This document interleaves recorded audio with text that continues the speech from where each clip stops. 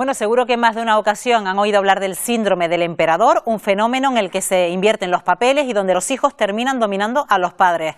¿Cómo sobrellevar y cambiar esta situación?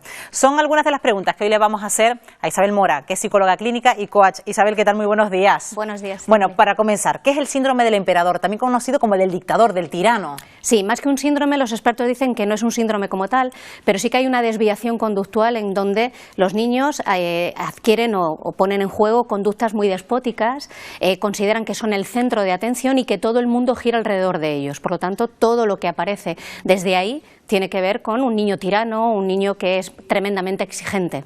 Un niño que decide a dónde nos vamos de vacaciones, qué se debe comer hoy, qué ropa llevo puesta, cómo se organiza la casa, a dónde tenemos que ir.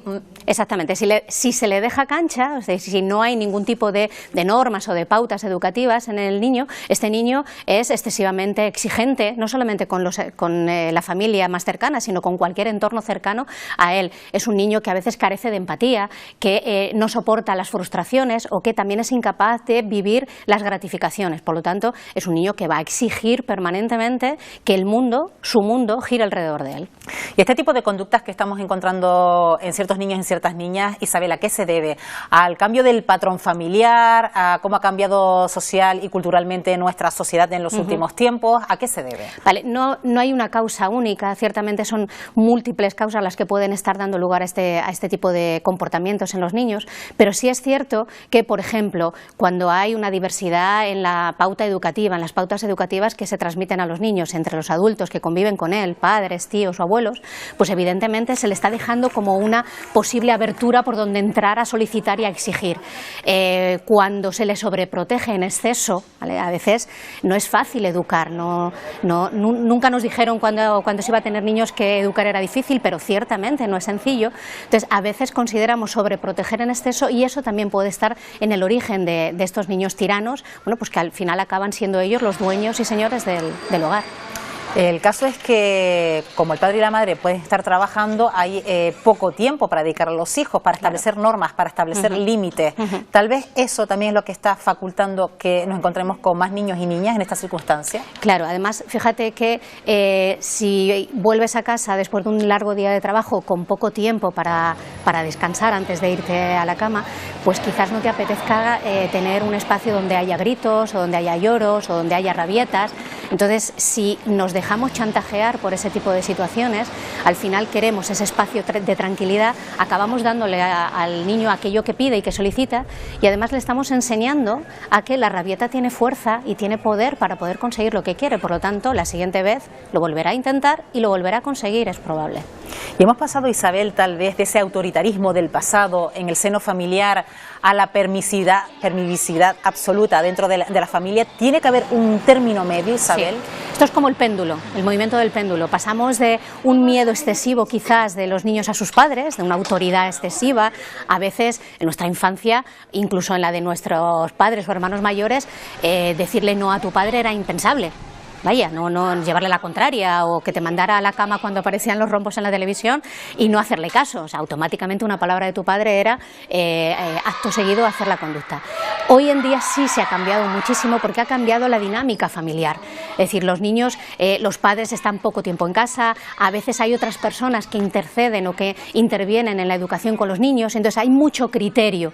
Cuando hay mucho criterio y esos criterios no son similares, el niño es muy listo, el niño va a buscar aquello que le interesa y que le gusta. Por lo tanto, si le permitimos ese huequito que te comentaba antes, el niño va a buscar con quién y a quién puede pedir. ¿Y a qué edades comenzamos a ver este tipo de actitudes? ¿A partir de cuándo se comienzan a manifestar? Pues desde muy pequeños, desde 3, 4, 2 años, desde ahí ya podemos empezar a ver síntomas. Síntomas de que, por ejemplo, las rabietas son continuas y constantes, de que las exigencias son cada vez mayores, de que no se adaptan a ninguna situación novedosa. Por ejemplo, cuando el niño entra en el cole tiene que tener una serie de normas, una serie de pautas. Si no se habitúa, si además está permanentemente en lucha contra esas normas y pautas, pues puede ser un síntoma de atención o una llamada de atención que tenemos que, como padres, revisar y a lo mejor hacernos acompañar por un profesional para que nos dé pautas educativas para tratar con esa situación. Y sigue manteniendo el mismo comportamiento en el colegio, porque si en casa se salta todos esos límites, todas esas normas, y llega al colegio y se encuentra que en el centro sí hay ciertos límites y ciertas normas, ¿El niño cómo actúa de esa manera? ¿Puede adaptarse al centro, a esas normas y a esos límites, pero no en casa? Claro, es lo mismo que sucede, por ejemplo, con la comida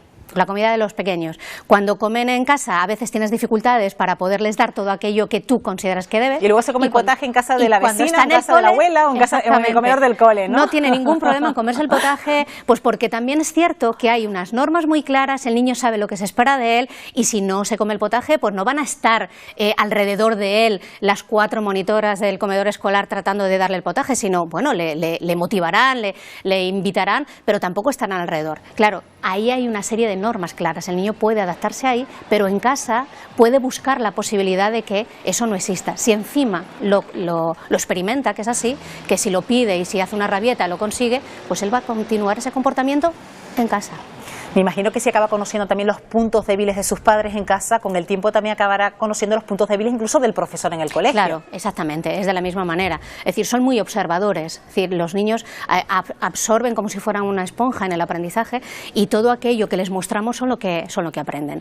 Fíjate que es curioso, a mí en los talleres que impartimos con la Consejería de Educación, muchos padres nos dicen, pero es que le digo las cosas 50 veces y él no me hace caso. Digo, claro, es que tú has enseñado a tu hijo a esperar 50 veces y hay un tono de voz que tú le pones a la 51, que ese ya es el tono que el niño sabe y entiende perfectamente, que de ahí ya no pasa. Entonces ahí es donde él empieza a hacer aquello que tú le estás solicitando, pero aguanta durante 50 veces que tú le pides, con lo cual tú has vivido todo un momento, un tiempo, el que sea, intentando que haga las cosas de buena manera, pero tú acabas fatal, con un mosqueo enorme, incluso con un sentimiento de culpa por haber llegado hasta ese extremo.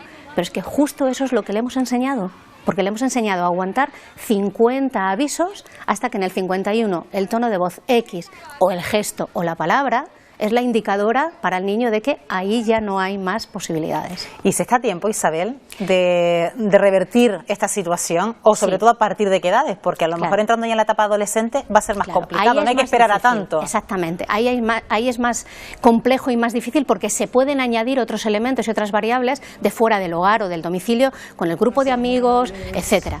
Si estamos hablando de un niño de 4 o 5 años, es que con esos niños es necesario, desde luego, poner normas tremendamente claras. Hay como 3 elementos importantes para poner normas, que sean muy concretas, que sean claras y que seamos constantes y tengamos serenidad. Es decir, la norma no la puedo poner hoy y mañana ya el niño la tiene adquirida. No, tenemos que repetir hasta que él por sí mismo sea capaz de llevar a efecto esa norma. Y además ser muy claros. Yo no puedo pedirle a mi niño de 5 años o de 6 años que arregle su cuarto sin más. Tendré que pedirle qué es lo que para mí es arreglar su habitación. Si es que la cama la coloque de esta manera, si es que la ropa la sucia la ponga en el cubo de la ropa sucia. Es decir, cosas muy claritas para que el niño entienda perfectamente qué es lo que se está pidiendo de él y qué es lo que se espera de él. Y si no logramos revertir esa situación o no ponemos freno porque se nos pasa de las manos, llega la época adolescente, muchos expertos ya hablan de que ahí puede ser el típico perfil del adolescente que agrede al profesor, sí, incluso de un futuro maltratador en el ámbito familiar, como dentro del ámbito de la violencia de género, sí, Isabel. Sí, el pronóstico normalmente, si la violencia crece, si no se pone esas normas o esos límites dentro del domicilio y además de forma complementaria también con la escuela, con el colegio, el pronóstico suele ser que la violencia aumenta, y la violencia aumenta pudiendo desembocar o bien en chicos jóvenes, adolescentes que acaban delinquiendo o que acaban consumiendo determinadas sustancias, o incluso también chicos que acaban agrediendo a sus padres, a sus madres, o teniendo lugar ser maltratadores después y generar violencia de género cuando son adultos. Es decir, el pronóstico no es bueno siempre y cuando no se haga nada en estas primeras etapas donde vemos los primeros síntomas. Entonces, para aquellos padres que nos puedan estar viendo, Isabel, que tienen a niños pequeños de 2 o 3 años, ¿cómo educarlos para no convertirlos en tiranos, en dictadores del hogar? Es tal vez inculcarles la terapia del esfuerzo, de que para conseguir una cosa hay que esforzarse primero. Claro. Primera cuestión, yo creo que es importante que seamos conscientes de que se es padre y no se es colega. ¿vale? Eso es importante, el rol siempre hay que mantenerlo. Y eso no significa no llevarnos bien con el chico, ¿vale? Podemos llevarnos muy bien con nuestro hijo, pero teniendo claro que él es el hijo y nosotros somos los padres. Esa es la primera cuestión. Segunda cuestión, evidentemente es importante tratarles con cariño, tratarles con amor, que entiendan las consecuencias de sus actos. Todos los actos tienen consecuencias y en función de cómo tú quieras tener esa consecuencia, generarás un acto u otro. Por eso cuando hablamos de normas, hablamos de consensuar con los niños en función de la edad que tengan, qué es lo que pasa si la cumple la norma y qué es lo que pasa si no la cumple. Es decir, que con el niño, con tu hijo, también consensuemos qué va a pasar si tú no cumples, para que él aprenda que si no hace aquello a lo que se comprometió, pues va a suceder aquello que no le gusta que suceda. Bueno, pues esas son las claves, sobre todo para detectar aquellos niños que se han convertido en tiranos, dictadores dentro de su propia casa. Pero Isabel, saben ustedes, ya lo ha comentado, da charlas en muchos centros escolares de las islas. ¿La próxima charla dónde será, Isabel? Pues la próxima que yo tengo ahora mismo en la cabeza es el día 30 en el Pinar, en el Ayuntamiento, además para tratar precisamente este tema, los límites y las normas y el síndrome del emperador. Pues ya saben, en el Pinar, en la Isla del Hierro, el próximo 30 de abril con Isabel Mora. Isabel, gracias por habernos acompañado esta mañana. Buenos días. Gracias, Estíbaliz. Bueno, nos tomamos ahora un respiro para la publicidad. En unos minutos estamos de vuelta. Les esperamos.